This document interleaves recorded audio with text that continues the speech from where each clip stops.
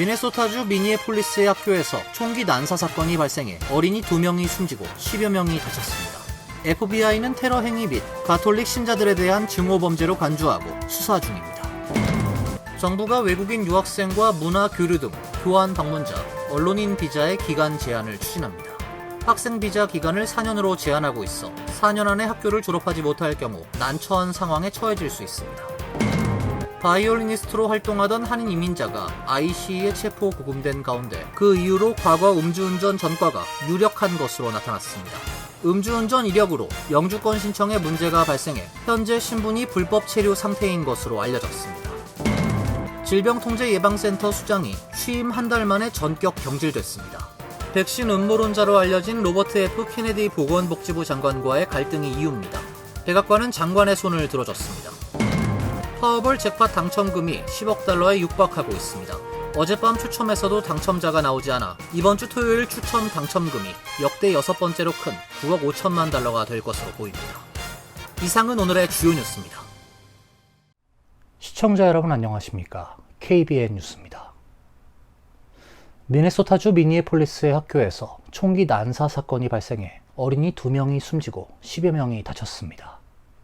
FBI는 이 사건을 국내 테러 행위 및 가톨릭 신자들에 대한 증오 범죄로 간주하고 수사 중입니다.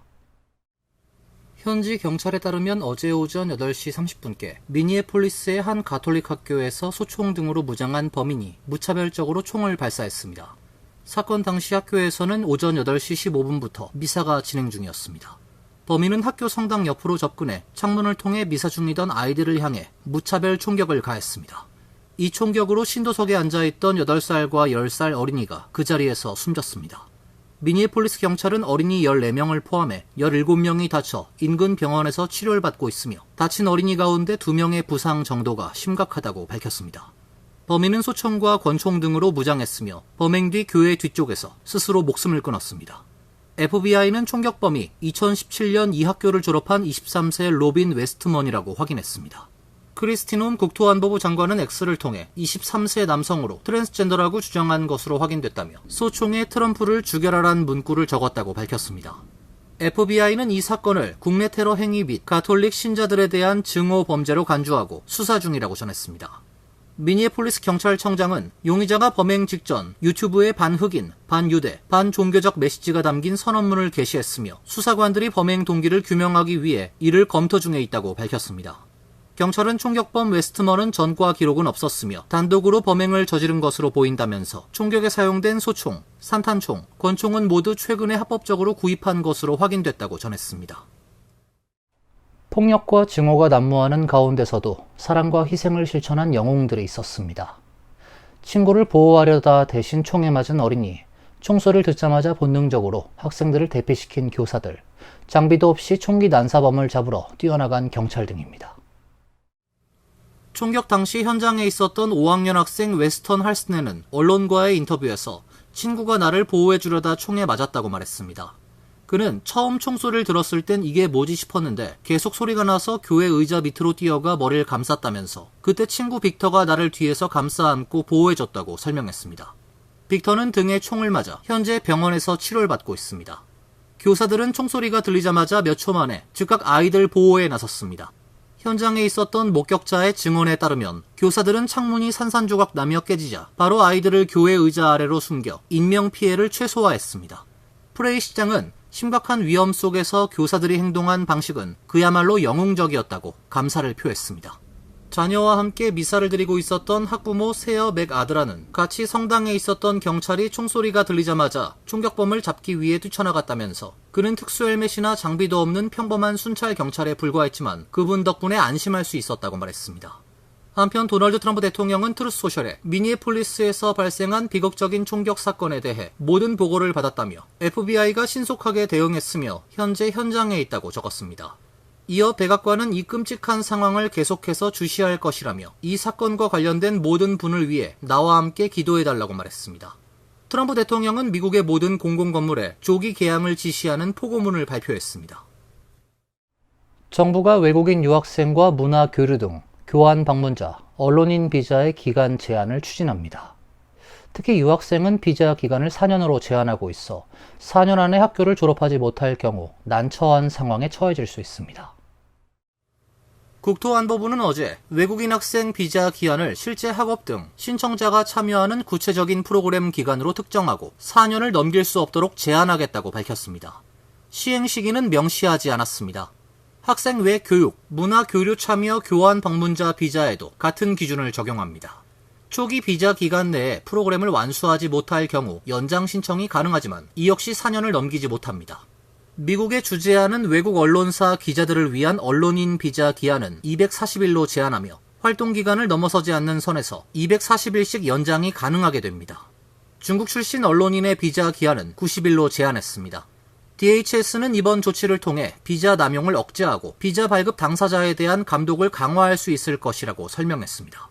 DHS 대변인은 너무 오랫동안 과거 행정부는 외국 학생과 다른 비자 소지자들이 미국에 사실상 무기한 체류할 수 있게 허용했다며 이 때문에 안전이 위협되고 자국 시민의 불이익을 초래했다고 말했습니다.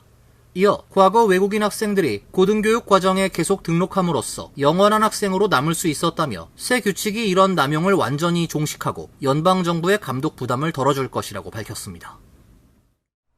유학생들은 비자 발급부터 어려움에 처해 있습니다. 비자 발급이 늦어지면서 대학들은 개강을 앞두고 일부 학생들이 입학을 연기하는 등 대책 마련에 나섰습니다. 교육 전문 매체 인사이드 하이어에드에 따르면 웬디 울포드 코넬 대학교 국제문제 담당 부총장은 유학생 대상 입학 오퍼 및 수락 건수는 과거와 비슷한 수준이지만 비자 발급 지연 또는 미국의 정치적 상황에 대한 우려로 실제 대학원 등록자는 줄었다고 밝혔습니다.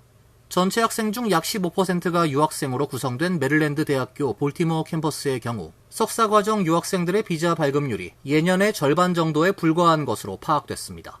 전문가들은 일부 유학생들이 비자 인터뷰 예약조차 쉽지 않은 상황이며 미국에 정착할 의도가 없다는 점을 충분히 입증하지 못했다는 이유로 비자가 거부되는 사례가 늘고 있다고 지적했습니다.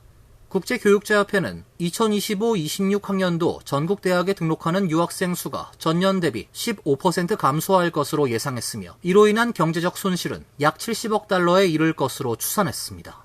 협회 수석 책임자는 대학들은 유학생들에게 입학을 내년 봄 학기로 연기하거나 온라인 수업을 수강할 수 있는 기회를 제공하는 등 문제에 대처하기 위한 방안을 모색 중이라며 많은 학교들이 유학생들을 캠퍼스에 데려오기 위해 최선을 다하고 있다고 말했습니다. 코넬대는 제때 비자를 발급받지 못한 유학생들을 위해 첫 학기를 해외협력기관에서 수료한 뒤 캠퍼스로 옮길 수 있도록 하는 프로그램을 새로 도입했습니다. 정부는 지난 5월 전 세계 미국 대사관에서 유학생 비자 인터뷰를 일시 중단했고 이후 절차를 재개했지만 신청자의 SNS 접근 허용을 요구하는 등 비자 심사를 더욱 강화했습니다. 바이올리니스트로 활동하던 한인 이민자가 ICA에 체포 구금된 가운데 그 이후로 과거 음주운전 전과가 유력한 것으로 나타났습니다. 음주운전 이력으로 영주권 신청에 문제가 발생해 현재 신분이 불법 체류 상태인 것으로 알려졌습니다. 솔트레이크 심포니, 유타 심포니, 발레 웨스트 등에서 바이올리니스트로 활동해온 한인 존 신 씨는 지난 20일 유타주에서 업무차 출장 중 ICE에 체포돼 콜로라도 구치소에 이송됐습니다. 신 씨는 어린 시절 아버지를 따라 K2 비자로 미국에 입국했고 2019년 아버지가 사망한 뒤 다카 지위를 얻었습니다. 미국 시민권자인 현재 부인과 결혼하고 2명의 자녀를 뒀으며 2022년 영주권을 신청했지만 신청 절차를 제때 끝마치지 못했습니다. 신 씨의 아낸 고펀드미에 개설한 모금 페이지에 올린 글에서 변호사들과 협의하는 과정에서 ICE가 존을 구금하기로 결정한 이유가 2019년 아버지가 뇌종양으로 세상을 떠난 뒤 슬픔 속에서 받은 음주운전 티켓 때문이라는 걸 알게 됐다고 밝혔습니다. 신 씨의 변호사는 부득이한 사정으로 영주권 신청 절차를 제때 마치지 못했다며 2019년 음주운전 혐의로 기소됐지만 2020년 운전 능력 저하 혐의로 종결됐고 집행유예가 끝났고 치료 프로그램도 이수했다고 밝혔습니다. 다만 음주운전 전과가 있으면 다카 자격이 박탈되며 체포 우선순위 대상이 됩니다. 신 씨가 음주운전 관련 합의를 한 것이 이번 구금으로 이어졌다고 우려했습니다. DHS 고위 관계자는 신 씨는 1998년 9월 3일 관광비자로 미국에 입국했고 체류 기한은 1999년 3월 3일까지였지만 25년이 지난 지금까지 불법 체류 중이었다는 입장을 밝혔습니다. 신 씨의 보석 심리는 다음 달 2일로 예정돼 있습니다. 여자친구를 납치 감금하고 폭행한 유명 한인 음악 프로듀서에게 항소심에서도 징역 22년이 선고됐습니다. 테네시주 데이비슨 카운티 항소법원은 지난 22일 53세 한인 바비 신 씨에 대한 징역형 원심을 유지했다고 밝혔습니다. 신 씨는 2018년 12월 내슈빌 자택에서 여자친구를 7일간 감금하면서 흉기로 수차례 때리고 성폭행한 9건의 혐의로 2019년 3월 기소됐습니다. 1심에서 배심원은 혐의 6건에 대해 유죄 판결을 내렸고 2023년 2월 징역 22년의 중형을 선고받았습니다.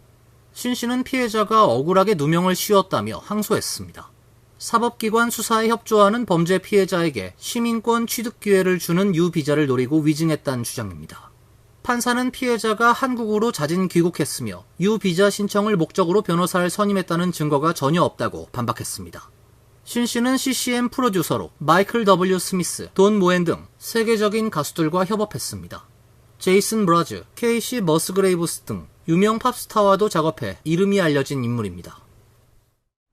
질병통제예방센터 수장이 취임 한 달 만에 전격 경질됐습니다. 백신 음모론자로 알려진 로버트 F. 케네디 보건복지부 장관과의 갈등이 이유로 꼽히는데요. 백악관은 장관의 손을 들어줬습니다. 쿠시 더세이 백악관 대변인은 어제 성명을 내고 수전 모너레즈 CDC 국장이 미국을 다시 건강하게 하겠다는 대통령 어젠다와 맞지 않는다며 경질 사실을 밝혔습니다. 더세이 대변인은 모너레즈 국장이 사임을 거부했다며 백악관은 모너레즈의 CDC 국장 직책을 종료시켰다라고 말했습니다. 이로써 모너레즈 국장은 지난달 30일 취임 이후 한 달도 안 돼 직에서 물러나게 됐습니다. 워싱턴 포스트는 모너레즈 국장과 케네디 장관의 관계를 이번 경질 배경으로 주목하고 있습니다. 케네디 장관은 백신에 대한 불신을 오래 표출해온 반백신주의자로 특히 백신과 자폐의 연관성을 주장하기도 했습니다. 그는 이달 초 5억 달러에 이르는 코로나19 등 질병 예방용 mRNA 백신 연구 자금을 끊겠다고 발표해 논란을 일으키기도 했습니다. 주요 제약사와 추진해온 백신 개발 사업을 취소하겠다는 것입니다. 워싱턴 포스트는 케네디 장관을 비롯한 고위 당국자들이 지난 25일 모너레즈 국장에게 현 행정부의 백신 정책 변경에 찬성하는지 입장을 캐물었다고 전했습니다. 특정 코로나19 백신 취소를 두고 압박도 있었다고 알려지고 있습니다. 모너레즈 국장에게 고위 직원을 자르라고까지 압박했다는 전언입니다. 여러 차례의 잡음 끝에 케네디 장관이 이끄는 보건복지부는 모너레즈 장관 해임을 발표했습니다. 모너레즈 장관 측이 반발하자 백악관이 직접 경질을 발표하며 케네디 장관 편에 선 것입니다. 이번 경질로 CDC 내부는 뒤숭숭한 분위기입니다. 모너레즈 국장 경질 사실이 알려진 후 최소 3명의 CDC 고위 당국자가 사임 의사를 밝혔습니다. 사임 인사 중 한 명은 X에 올린 서한에서 CDC가 과학적 현실을 반영하지 않은 정책 수행 도구로 취급되는 환경에서 근무할 수 없다라고 말했습니다. 파워볼 잭팟 당첨금이 10억 달러에 육박하고 있습니다. 어젯밤 추첨에서도 당첨자가 나오지 않아 이번 주 토요일 추첨 당첨금이 역대 6번째로 큰 9억 5천만 달러가 될 것으로 보입니다. 어젯밤 약 8억 5천만 달러에 달하는 잭팟의 당첨자가 나오지 않아 당첨 금액은 9억 5천만 달러로 늘어났습니다. 9억 5천만 달러의 상금은 지난 2023년 7월 19일 캘리포니아에서 당첨된 10억 8천만 달러에 이어 파워볼 역사상 6번째로 큰 당첨 금액입니다. 파워볼 측은 어젯밤 추첨을 앞두고 파워볼 티켓 판매량이 2배로 늘었다고 밝혔습니다. 판매량이 계속 증가할 경우 토요일 당첨금은 더 늘어날 수 있습니다. 잭팟 당첨자는 당첨금을 일시불로 받거나 연금으로 지급받는 방식을 선택할 수 있습니다. 파워볼은 지난 5월 31일 캘리포니아에서 2억 450만 달러의 잭팟 당첨자가 나온 이후 아직까지 1등 당첨자가 나오지 않고 있습니다. 다음 추첨은 동부시간 기준 이번 주 토요일 오후 11시입니다. 파워볼 역대 최대 당첨금은 지난 2022년 캘리포니아주 알타데나에서 판매된 티켓으로 당시 20억 4천만 달러로 미국 복권 역사상 최대 당첨금을 기록했습니다. 파워볼 티켓은 개당 2달러이며 45개 주, 컬럼비아 특별구, 푸에르토리코, 미국령 버진 아일랜드에서 판매됩니다. 이어서 간추린 소식입니다. 재무부 해외자산통제국은 27일 북한 정부에 의한 IT 노동자 사기와 관련해 개인 2명과 기관 2곳을 제재한다고 밝혔습니다. 북한 정권은 문서 위조, 신원 도용, 허위 신분 등을 활용해 자국 IT 노동자들을 미국과 동맹국들의 합법적인 사업체에 취업시키고 이들이 벌어들인 수익은 대량 살상무기와 탄도미사일 프로그램에 사용된다고 재무부는 지적했습니다. 이들은 지난해 12월부터 협력해 IT 노동자들이 벌어들인 60만 달러 상당의 가상 자산을 수차례에 걸쳐 달러로 현금화한 것으로 조사됐습니다. 재무부는 북한인민무력부 총정치국 산하 업체인 조선신진무역회사와 중국 전선회사인 선양금풍리 네트워크 기술 유한공사가 북한 IT 노동자 불법 취업에 관여했다고 보고 제재 대상으로 지정했습니다. 법원이 폐쇄 명령을 내린 이민자 수용소 악어 엘커트레즈가 개소 2개월 만에 수백만 달러의 돈만 날리고 사실상 문을 닫게 될 것으로 보입니다. AP통신은 플로리다 비상관리국장이 이메일에서 아마도 며칠 안에 엘커트레즈 수용자가 0명으로 줄어들 것이라고 말했다고 보도했습니다.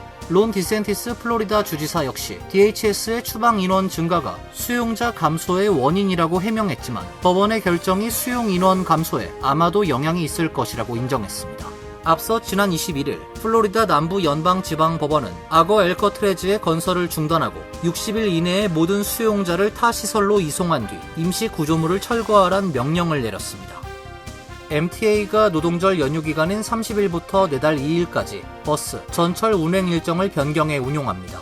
MTA는 뉴욕시 전철과 버스는 노동절 당일인 내달 1일은 일요일 스케줄로 전철을 운행합니다. 노선별 운행 변경 내용은 MTA 웹사이트를 통해 확인할 수 있습니다. LIRR은 31일 일요일은 토요일 스케줄로 운영되며 2일엔 펜스테이션발 몬타캐논볼 열차가 일요일 스케줄로 운행하게 됩니다.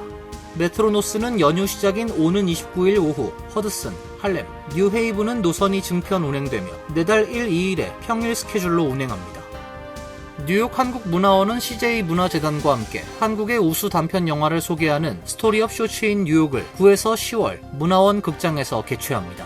9월 4일과 18일엔 감성적 시선과 내면의 울림을 담은 새 작품을 선보입니다. 박유진 감독의 여인과 사자, 오현도 감독, 주희에게, 김윤지 감독, 순자와 이슬이가 상영되며 9월 4일 오후 7시 30분엔 감독과의 온라인 대화도 진행됩니다. 10월 2일과 16일엔 장르적 실험과 대담한 서사가 돋보이는 이루리 감독, 소년 유랑, 한지원 감독, 마법이 돌아오는 날의 바다, 남순아 감독, 유산이 상영되며 10월 2일에도 Q&A 세션이 예정돼 있습니다. 문화원은 이번 행사는 차세대 한국 감독들이 세계 무대와 직접 만나는 소중한 기회가 될 것이라며 뉴욕 관객이 한국 영화의 신선한 상상력을 체험하는 시간이 되길 바란다고 밝혔습니다. 환율과 증권 소식입니다.